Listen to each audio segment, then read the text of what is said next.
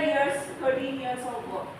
So that, और उसी बीच में 2 बच्चे, घर, फैमिली, ये भी था. So गर्ल्स को ये समझना बहुत ज़रूरी है कि आपको बैलेंस बनाना ही पड़ता है, काम और घर और बच्चे और हस्बैंड और आपके खुद के पेरेंट्स, इन सब में एक सामंजस्य बनाना ही पड़ता है.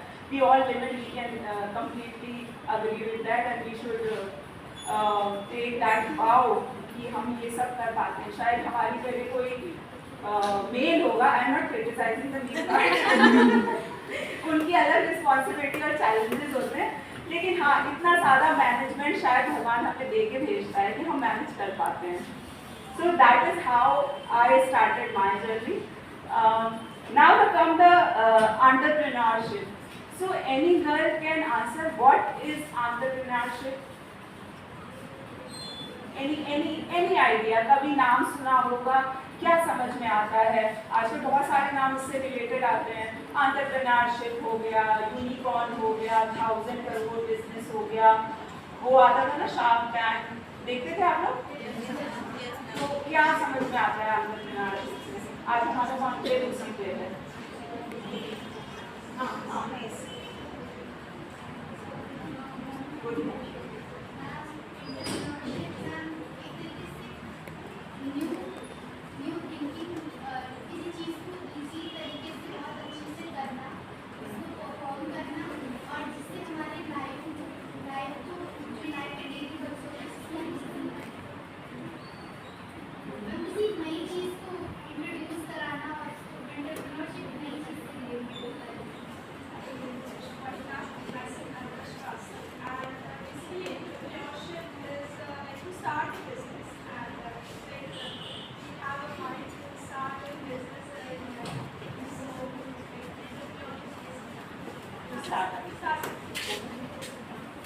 अच्छा, anybody can answer what is opportunity? Opportunity, अवसर खोलना. बहुत कैफेज खुले हैं या बहुत सारे ऑनलाइन प्लेटफॉर्म पे ई-कॉमर्स साइट्स चल रही हैं. सबसे पहले समझना पड़ेगा कि अवसर वो कहाँ से मिल रहा है. अवसर हमको ढूंढना पड़ेगा किसी की प्रॉब्लम से. जैसे मान लीजिए पहले आज से 15 साल पहले, 20 साल पहले पानी गंदा होने की बहुत प्रॉब्लम थी. तो पानी गंदा होने में एक किसी कंपनी को समझ में आया कि पानी गंदा है, वो एक प्रॉब्लम है और वो खाली मेरी नहीं, हज़ारों लोगों की प्रॉब्लम है जिसकी वजह से लोग बीमार हो रहे हैं. अब उस प्रॉब्लम का उन्होंने हल ढूंढा. हल ढूंढा क्या? फिल्टर प्लांट निकाला जो हम लोग के घरों में लगा रहता है. फिल्टर प्लांट निकाला और उससे लोगों की समस्या दूर हुई और उसमें उनको एक नया बिजनेस प्रॉस्पेक्ट मिला. दैट इज एंटरप्रेन्योरशिप कि आपने लोगों की प्रॉब्लम को समझा, उसका निवारण निकाला और उसके बेसिस से उस पर आपने अपना बिजनेस मॉडल डेवलप किया और उससे आपने अपना एक इनकम जनरेट की. That is entrepreneurship. आपने भी अब जैसे 50 कंपनियां हैं पानी का फिल्टर सप्लाई करने वाली, उसी में आपने भी एक और खोल दिया. That is not entrepreneurship. क्यों? क्योंकि that is competition. You are another competitor for very big company. So out of the box idea is the entrepreneurship, जहाँ पे आपको एक सॉल्यूशन मिल रहा है और सॉल्यूशन को आप एक अवसर में और अवसर को अपने बिजनेस में बदल पा रहे हैं. That is entrepreneurship. I think I am clear with. If any doubts, please ask me.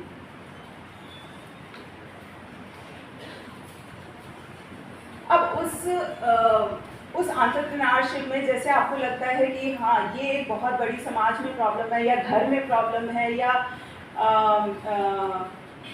कहीं पे भी ये कोई आपको लगता है कि नहीं ये चीज़ ऐसे नहीं ऐसे होनी चाहिए.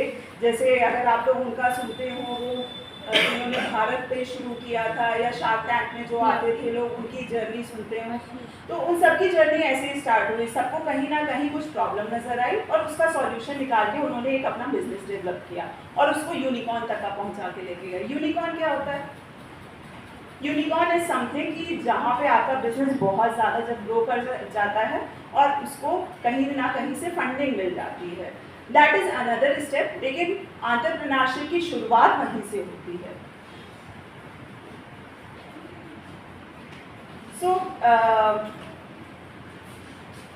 जो मुझे लगता है कि there are 5 major points of entrepreneurship जो हर किसी को अपने दिमाग में रखते हुए तब एक कोई नए बिजनेस आइडिया को शुरू करना चाहिए। And those are, let's follow passion. अपने पैशन को समझिए। पैशन क्या होता है? पैशन, गर्ल्स डांसिंग का पैशन है, स्टिचिंग का पैशन है, गाना गाना है, गाना सुनना है, कुछ और करना है। क्या होता है पैशन? क्या होता है? किसी चीज को करने के लिए बहुत सारी इच्छा होना, इंटरेस्ट होना, इच्छा होना, बहुत ज़्यादा अंदर से चाह होना कि नहीं नहीं ये तो मुझे सबसे ज़्यादा पसंद है और मैं ये नहीं छोड़ना चाहती हूँ, मेरे को ये करना ही करना है। That is something passion. तो सबसे पहला एंटरप्रेन्योरशिप का रूल जो होना चाहिए, मंत्रा जो होना चाहिए, फॉलो योर पैशन, कि आपको इंटरेस्ट किस चीज़ में है। ट्राई कीजिए, नई चीज़ें ट्राई कीजिए। कई बार होता है कि हमको पता ही नहीं होता कि हमको किस चीज़ से खुशी मिल रही है। वो चीज़, वो खुशी ढूंढने की कोशिश कीजिए, समझने की कोशिश कीजिए, अपने आप को टाइम दीजिए कि कैसे, किस चीज़ में मुझे अच्छा लग रहा है, क्या चीज़ मैं नहीं कर सकती हूँ, क्या चीज़ नहीं कर सकती हूँ। ये भी बहुत ज़रूरी है समझना कि मैं ये नहीं कर सकती और मैं ये कर सकती हूँ। तो समझिए इसको कि क्या कर सकती हैं, उसके बाद उस पैशन को फॉलो करते हुए वहाँ से आपकी जर्नी स्टार्ट हो सकती है।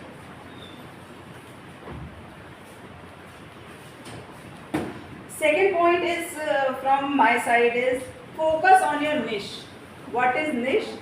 कि आप क्या देना क्या चाहते हो। मान लीजिए डांसिंग होगा, कई सारी गर्ल्स बड़ा अच्छा सा डांस करती होंगी। कौन कौन करती हैं? कोई नहीं करती है। ऐसे कैसे हो सकता है? अच्छा करती हैं, वेरी नाइस। आपने कोई कॉलेज में प्रोग्राम होता होगा तो डांस तो जरूर होता होगा। कोई भी कॉलेज ऐसा नहीं है जहाँ डांस ना होता हो।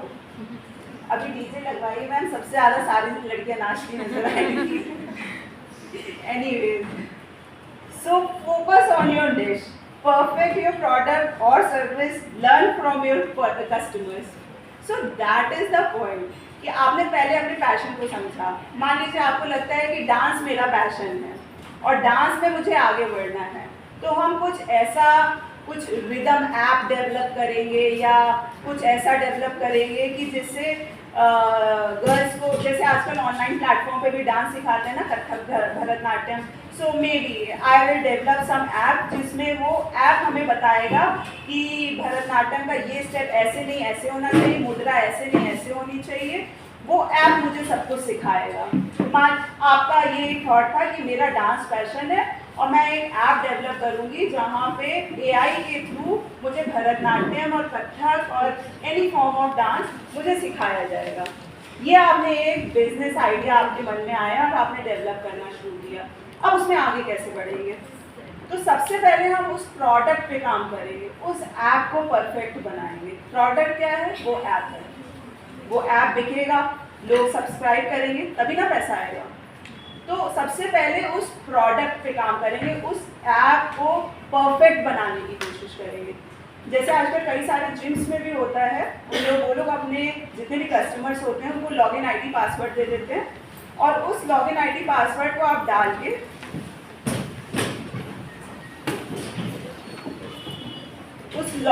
पासवर्ड को डाल के आप उनके, मान लीजिए आपको आर्म्स की एक्सरसाइज करनी है तो उसमें आप अपना वीडियो क्लिक करेंगे और पूरी एक्सरसाइज समझ लेंगे विदाउट एनी इंस्ट्रक्टर की वहाँ पे कोई ज़रूरत नहीं है, क्योंकि सबको पता है इंस्ट्रक्टर मिलना बहुत मुश्किल हो गया, चाहे वो डांस हो, चाहे एक्सरसाइज हो, चाहे ड्राइंग हो, और वो बहुत एक्सपेंसिव भी होता है। इंस्ट्रक्टर अफोर्ड करना is very expensive these days. So that kind of app अगर आपने डेवलप किया है तो वो परफेक्ट होना चाहिए। उसके बाद उसमें सर्विस का कोई इशू तो नहीं आ रहा, कोई कस्टमर यूज़ कर रहा है तो उसमें कभी चल रहा है कभी नहीं चल रहा है, इस टाइप का इशू तो नहीं आ रहा। और अगर आ रहा है तो listen to your customers to improve your quality, कि आपका कस्टमर क्या कह रहा है, उसकी बात सुननी चाहिए, कि उसका फीडबैक लेना चाहिए। आजकल कोई भी हम लोग ऐप यूज़ करते हैं, मिंत्रा हो गया, आजियो हो गया, XYZ कोई भी ऐप, उसमें एक नीचे फीडबैक का कॉलम आता है, देखते हैं आप लोग, गूगल में भी आता है, लेकिन सुधारने के लिए। हाँ, उस पर लोग क्रिटिसाइज भी बहुत करते हैं, लेकिन उसका मेन जो मोटिव होता है वो यही होता है कि हम इसको सुधार सकें, उस ऐप को या उसमें जो कमियां हैं उसको सुधार सकें और अपने प्रोडक्ट को बेटर बना सकें।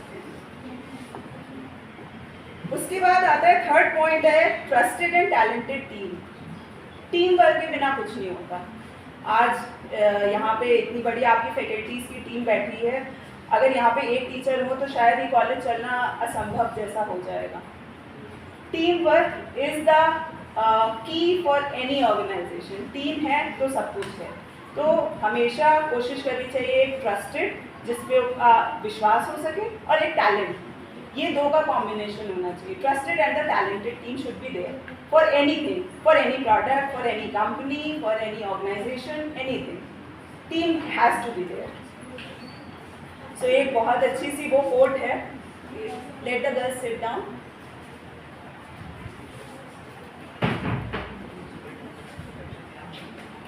बहुत अच्छी सी एक कोट है, team work makes the dream works.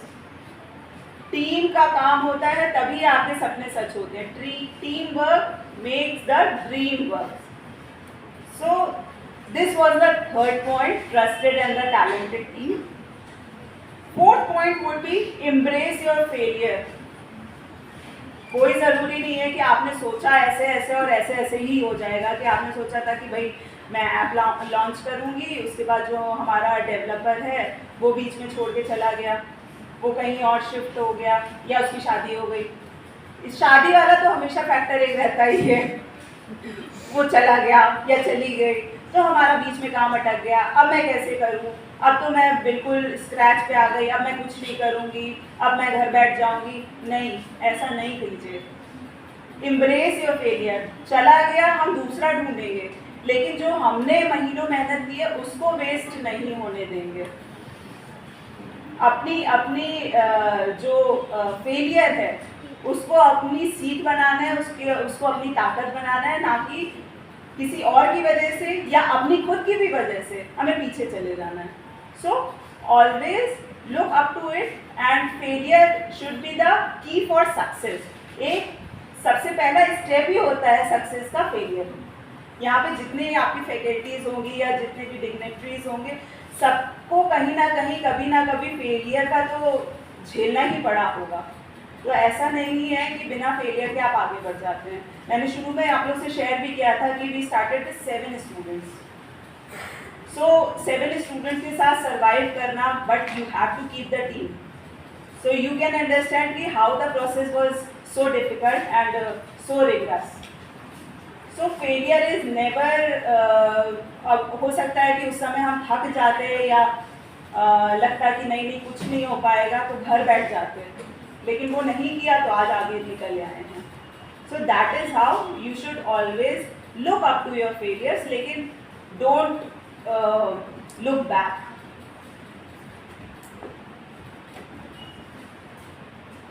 एक चीज़ इसमें एक बहुत बड़ी आती है कि एक आपके जर्नी में एक मेंटर का, रोल मॉडल का होना बहुत ज़रूरी है। रोल मॉडल कोई भी हो सकता है, कोई ज़रूरी नहीं है कि आपका टेक्निकली हो रोल मॉडल, या आपका रोल मॉडल ऐसा हो कि जो सिर्फ आपको ज्ञान की बात बता पाए। रोल मॉडल कोई भी हो सकता है, may be your sister, your mother, your father, your brother, और एनी ऑफ योर फ्रेंड जो आपको समझे। कई बार होता है ना, कोई समझ ही नहीं रहा, हमारी बात कोई समझ ही नहीं रहा है। होता है कि नहीं होता है? अरे जोर से बोलिए। होता है कि नहीं? हमारे साथ होता है खाली कोई समझ ही नहीं रहा है, कोई समझ ही नहीं रहा है। खाली मेरे साथ होता है क्या, और किसी के साथ नहीं होता? सबके साथ होता है। That is the natural thing, that is the human tendency. तो always keep a mentor or a role model in your life, जो आपको समझे, जो आपको लगता है कि हाँ ये मेरे को समझता है। जब भी फेलियर आए उस मेंटर के पास, उस रोल मॉडल के पास जाइए, अपनी पूरी भड़ास निकालिए, अपना पूरी बात बताइए, वो इंसान समझेगा। और मुझे लगता है मदर से अच्छा ये काम कोई भी नहीं कर पाती है। Mothers are your best friends always. कई बार होता है mothers can not understand the technical terms if you are saying कि नहीं ये ऐप में ऐसे नहीं ऐसे, और मम्मा तुम कुछ समझ ही नहीं रही हो। कोई बात नहीं, ना समझने दीजिए, सुन तो रही है। आखिरी में ये तो कहेंगी कोई बात नहीं बेटा सब ठीक हो जाएगा। वो 2 लाइन बहुत मैटर करती हैं आपको इमोशनल स्ट्रेंथ देने के लिए। इसलिए always keep them close, your mentors, your role models, always keep them close. Fourth point was embrace your failure, and the fifth point is set small achievable goals. जैसे अगर हमने कभी किसी ने मैराथन की है, हमारे सर ने की है, कई बार की है, ये मैराथन रनर है, जोरदार तालियां हमारे मैराथन।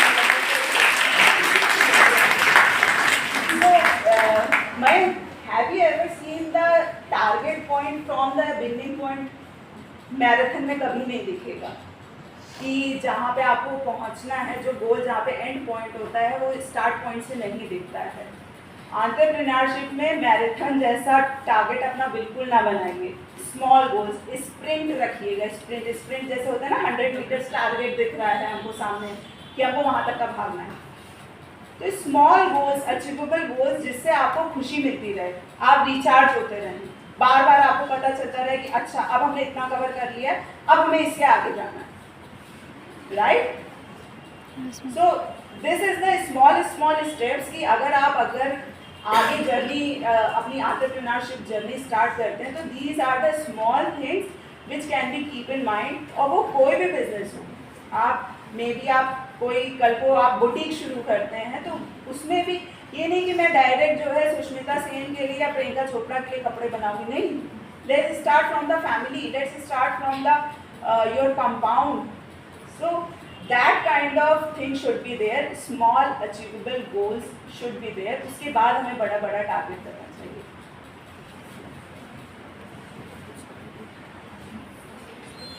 एक इसमें कि जब ये मेरे 5 मंत्रास थे जो मुझे लगता है कोई भी एंटरप्रेन्योर जर्नी में बहुत इम्पॉर्टेंट है और ज़रूर होने चाहिए और हमेशा याद रखने चाहिए। इसके अलावा कुछ चीज़ें और होती हैं कि क्यों हम जॉब में ना जाएं, क्यों हम अपना बिजनेस स्टार्ट करें, क्यों हम इतना वो सर पे अपने हेडेक लें।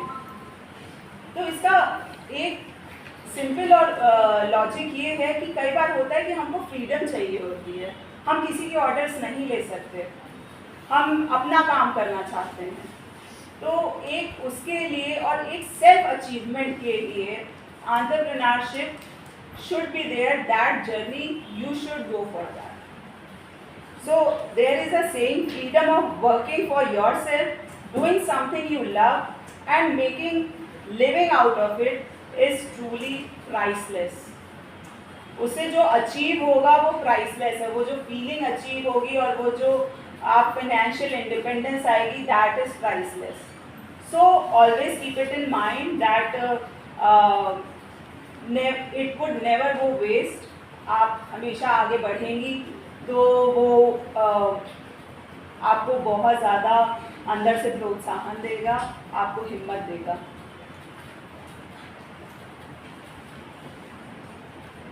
Eight the last point what I wanted to say, इसके लिए एक छोटा सा गेम करते हैं, करें? ठीक है, सब लोग अपने हाथ पूरे ऊपर उठा लीजिए, बैठे बैठे अपनी जगह पर पूरे ऊपर उठा लीजिए, थोड़ा और उठाइए, थोड़ा और उठाइए, थोड़ा और, थोड़ा और, थोड़ा और। मुझे दिख रहा है किसका सबसे ज़्यादा उठा है, थोड़ा और उठेगा, बस बस बस बस, नीचे आ जाइए, वेरी नाइस। तो क्या पहली बार में मैंने कुछ वो फ्रेंच में बोला था कि आप पूरे हाथ उठाइए, दूसरी बार में बोला तो थोड़े और उठ गए, तीसरी बार में बोला तो थोड़े और उठे। पहली बार में भी मैंने यही बोला था अपने हाथ पूरे उठाइए, लेकिन दूसरी बार में और तीसरी बार में आप लोगों ने थोड़े थोड़े और उठाए। क्या मतलब है इसका? इसका मतलब यही है कि हम पहली बार में अपना 100% नहीं देते हैं, हमको पीछे से पुश करना पड़ता है, किसी को पुश करना पड़ता है, तब हम अपना 100% दे पाते हैं। तो कोई भी एंटरप्रेन्योर बने, कोई भी अपना बिजनेस स्टार्ट करे, कुछ भी करें तो अपना 100% ज़रूर दीजिएगा। फेलियर से पहले कोशिश कीजिएगा, ये चेक कीजिएगा कि क्या मैंने अपना 100% दिया है कि नहीं दिया है। तो always check that and give your 100% to your business and to your idea. So this was from my side. There is a book, good to great. अगर किसी को ना याद रहे तो लिख ले, गुड टू ग्रेट. अगर किसी को भी लगता है, किसी भी यहाँ पे गर्ल को लगता है कि हाँ मुझे फ्यूचर में अपना बिजनेस करना है, तो ये बुक ज़रूर पढ़ें, good to great. So you will get lot of idea from that book. So this was from my side. Thank you so much.